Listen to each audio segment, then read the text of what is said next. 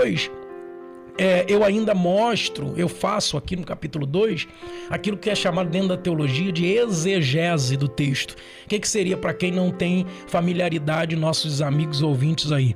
Exegese é extrair a origem dos termos, ou seja, uma outra palavrinha um pouquinho difícil, chamada de etimologia, ou seja, a origem das palavras. Então, no capítulo 2, eu falo, por exemplo, eu tomo um tempo excessivo falando sobre Mateus capítulo 24, dos versículos 1 ao 14. Então, eu faço versículo por versículo no capítulo 2 deste livro, de Mateus 24, do 1 ao 14. Né? Só para que as pessoas possam identificar como é importante a exegese, Mateus 24, 14, por exemplo, diz assim: o evangelho do reino será pregado em todo o mundo, em testemunho a todas as gentes, e então virá o fim.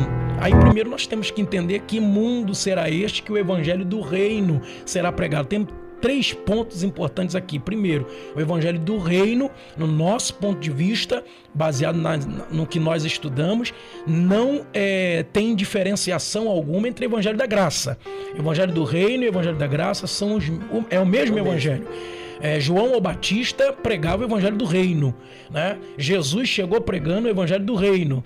Quando Jesus chegou diante das multidões, ele falava: é chegado o reino dos céus, é chegado o reino de Deus. Quando ele foi expulsar o endemoniado gadareno, ele expulsou o endemoniado gadareno. Os fariseus chegaram diante de Jesus falando que ele era Beelzebul, o príncipe dos demônios, não é isso? Aí Jesus falou assim: não tem como ter uma casa dividida, contra si mesmo ela cai. Então Jesus falou assim: se eu expulso demônio pelos demônios, a casa está dividida. Agora, se eu expulso demônio pelo Espírito de Deus, é chegado a vós o reino de Deus. Então o reino de Deus, o evangelho do reino, é o reino de Cristo, é o reino de Deus, o evangelho que nós também como igreja pregamos. Então esse é o evangelho, será pregado em todo o mundo. A palavra mundo ali, isso é o que nós fazemos em todos os versículos de Mateus 24, do 1 ao 14, que nós entendemos ser o texto, né?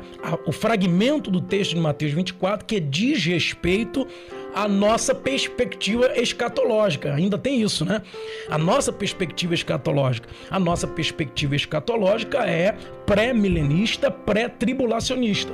Então, nós temos que deixar isso claro, né? Porque existem outros pontos de vista, outras escolas de referência escatológica que também devem ser estudados e tudo mais, mas nós somos futuristas, né? Futuristas, aquilo que acredita que as profecias ainda irão se cumprir em um futuro próximo.